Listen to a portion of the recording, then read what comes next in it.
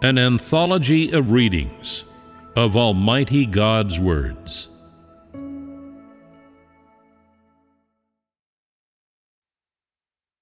The work of spreading the gospel is also the work of saving man.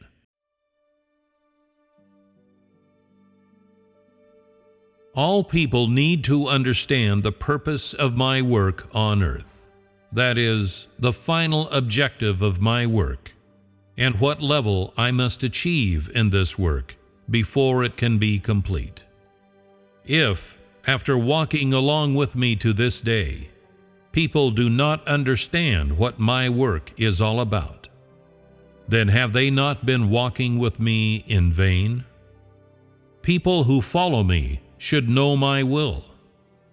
I have been working on earth for thousands of years, and to this day I am still doing my work in this way. Although there are exceptionally many items included in my work, the purpose of this work remains unchanged. Just as, for example, even though I am filled with judgment and chastisement toward man, what I do is still for the sake of saving him, and for the sake of better spreading my gospel and further expanding my work among all the Gentile nations, once man has been made complete. So today, at a time when many people have long since been greatly disappointed in their hopes, I am still continuing with my work, continuing the work I must do to judge and chastise man. Despite the fact that man is fed up with what I say, and regardless of the fact that he has no desire to concern himself with my work, I am still carrying out my duty, because the purpose of my work remains unchanged, and my original plan will not be broken. The function of my judgment is to enable man better to obey me, and the function of my chastisement is to allow man more effectively to be changed. Although what I do is for the sake of my management, I have never done anything that was without benefit to man. That is because I want to make all the nations outside of Israel just as obedient as the Israelites, and to make them into real men, so that I will have a foothold in the lands outside of Israel. This is my management. It is the work I am accomplishing among the Gentile nations. Even now, many people still do not understand my management, because they have no interest in these things, but care only about their own futures and destinations. No matter what I say, people are still indifferent to the work that I do, instead focusing exclusively on their destinations in the future. If things go on in this way, how can my work be expanded? How can my gospel be spread throughout the world? You should know that when my work is expanded, I will scatter you, and I will smite you, just as Jehovah smote each of the tribes of Israel. All this will be done in order to spread my gospel throughout the earth, and to spread my work into the Gentile nations, so that my name may be magnified by adults and children alike, and my holy name exalted in the mouths of people from all tribes and nations. It is so that in this final era, my name will be magnified among the Gentile nations, that my deeds will be seen by the Gentiles, and they will call me the Almighty on account of my deeds, and that my words may soon come to pass. I will make all people know that I am not only the God of the Israelites, but also the God of all the nations of the Gentiles, even those that I have cursed. I will let all people see that I am the God of all creation.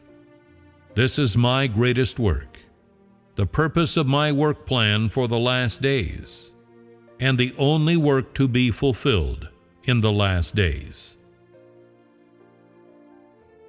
The work I have been managing for thousands of years is only completely revealed to man in the last days. It is only now that I have opened up the full mystery of my management to man. Man knows the purpose of my work, and moreover has obtained an understanding of all my mysteries. And I have told man everything about the destination he is concerned about. I have already uncovered for man all my mysteries that were hidden for over 5,900 years. Who is Jehovah? Who is the Messiah? Who is Jesus? You should know all of these. My work turns upon these names. Have you understood that? How should my holy name be proclaimed? How should my name be spread to any of the nations that have called upon me by any of my names? My work is already in the process of expanding, and I will spread the fullness of it to any and all nations. Since my work has been carried out in you, I will smite you just as Jehovah smote the shepherds of the house of David in Israel, causing you to be scattered among every nation. For in the last days I will crush all the nations into smithereens, and cause their people to be distributed anew. When I return again, the nations will have already been divided along boundaries set by my burning flames. At that time, I will manifest myself anew to humanity as the scorching sun, showing myself openly to them in the image of the Holy One, which they have never seen, walking among the multitudinous nations, just as I, Jehovah, once walked among the Jewish tribes. From then on, I will lead humanity in their lives upon the earth. There they will surely see my glory, and they will also surely see a pillar of cloud in the air to lead them in their lives. For I shall make my appearance in holy places. Man will see my day of righteousness, and also my glorious manifestation. That will happen when I reign on all the earth and bring my many sons into glory. Everywhere on earth, men will bow down, and my tabernacle will be firmly erected in the midst of humanity, upon the rock of the work I am carrying out today. Men will also serve me in the temple. The altar, covered with filthy and loathsome things, I will smash into pieces and build anew. Newborn lambs and calves will be piled upon the holy altar. I will tear down the temple of today and build a new one. The temple that stands now, full of abhorrent people, will collapse, and the one that I build will be filled with servants loyal to me. They will once again stand up and serve me for the sake of the glory of my temple. You will surely see the day on which I will receive great glory. And you will also surely see the day when I tear down the temple and build a new one. Also, you will surely see the day of the coming of my tabernacle into the world of men. As I smash the temple, so will I bring my tabernacle into the world of men. It will be the same as when people see me descending. After I crush all the nations, I will gather them together anew, thenceforth building my temple and setting up my altar, so that all may offer sacrifices unto me, serve me in my temple, and faithfully devote themselves to my work in the Gentile nations. They will be like unto Israelites in the present day, decked out in a priestly robe and crown, with the glory of me, Jehovah, in their midst. and my majesty hovering over them and abiding with them. My work in the Gentile nations will also be executed in the same way. As my work in Israel was, so will my work in the Gentile nations be, because I will expand my work in Israel and spread it to the nations of the Gentiles. Now is the time when my Spirit is working great things, and the time I am starting my work among the Gentile nations. Even more, it is the time that I am classifying all created beings, putting each one into his respective category, so that my work may proceed more swiftly and more effectively. And so, what I ask of you is still that you offer up your whole being for all my work.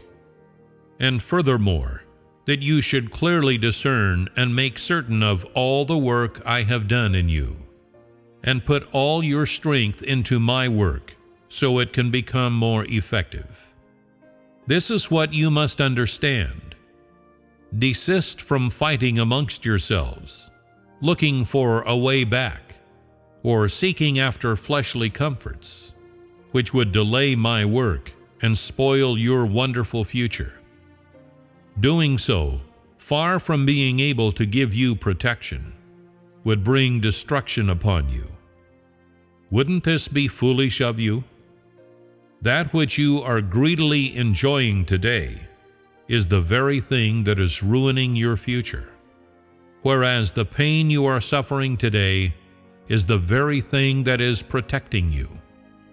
You must be clearly aware of these things, so as to elude the temptations from which you will be hard put to extricate yourself, and avoid blundering into the dense fog that blocks out the sun. When the dense fog clears off, you will find yourself in the judgment of the great day. By that time, my day will have approached mankind. How will you escape my judgment? How will you be able to endure the scorching heat of the sun? When I bestow my abundance on man, he does not cherish it in his bosom, but instead casts it aside into a place where no one will notice it. When my day descends upon man, he will no longer be able to discover my abundance, or find the bitter words of truth I spoke unto him long ago. He will wail and cry, because he has lost the brightness of the light and fallen into darkness. What you see today is merely the sharp sword of my mouth. You have not seen the rod in my hand, or the flame with which I burn man. And that is why you are still haughty and intemperate in my presence.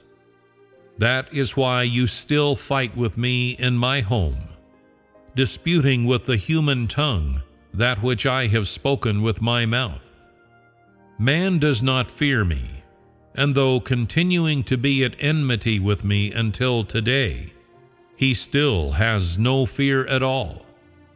You have the tongue and the teeth of the unrighteous in your mouths.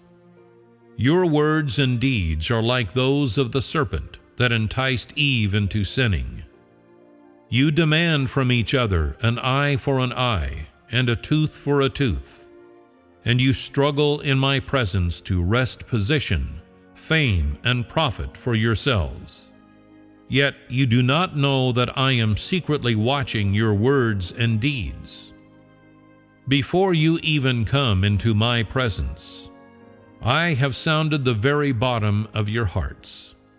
Man always wishes to escape the grasp of my hand and elude the observation of my eyes. But I have never dodged away from his words or deeds. Instead, I purposefully allow those words and deeds to enter into my eyes, so that I may chastise man's unrighteousness and execute judgment on his rebellion. Thus, man's words and deeds in secret remain always before my judgment seat. and my judgment has never left man, because his rebellion is too much. My work is to burn and purify all the words and deeds of man that were uttered and done in the presence of my Spirit.